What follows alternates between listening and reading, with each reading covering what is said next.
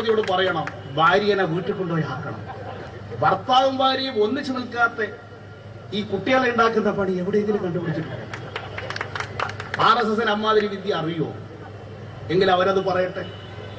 നരേന്ദ്രമോദി പറയുന്നു, ഗണപതി ഉണ്ടാക്കിയത് എങ്ങനെയാണെന്നറിയോ? ഈ ആനയുടെ തലയും ഇതും കൂട്ടി യോജിപ്പിച്ചിട്ടാണ് ഉണ്ടാക്കിയത്. പ്ലാസ്റ്റിക് സർജറി അന്നേ ഉണ്ടായിരുന്നു. ഏത് വകുപ്പായാലും തിരക്കടില്ല, ഞങ്ങൾ പണം ഉണ്ടാക്കിക്കൊള്ളാം എന്നൊരു തെളിവല്ലേ ഇപ്പോൾ ഏറ്റവും ഒടുവിൽ നടന്ന ദേശീയ ഗെയിംസിന്റെ പേരിൽ ഉയർന്നു വന്ന ആക്ഷേപങ്ങൾ. ഇപ്പം മന്ത്രിമാരുടെ ഒക്കെ വീട്ടിൽ മിഷൻ വാങ്ങി വെച്ചിരിക്കുകയാണ്, പൈസ ഇടുന്ന മിഷൻ.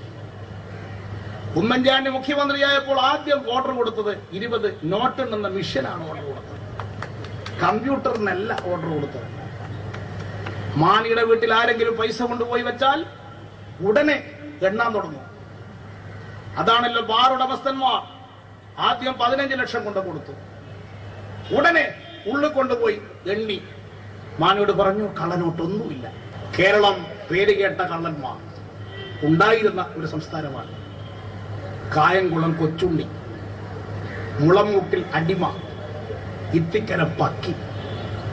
അവരെങ്ങാനിപ്പോ ജീവിച്ചിട്ടുണ്ടായിരുന്നെങ്കിൽ ഉമ്മൻചാണ്ടിയെ കെട്ടിപ്പിടിച്ച് നിങ്ങൾ ഞങ്ങളെ തോൽപ്പിച്ച് കളഞ്ഞല്ലോ എന്ന് പറഞ്ഞ് ഉമ്മ കൊടുക്കുമല്ലോ.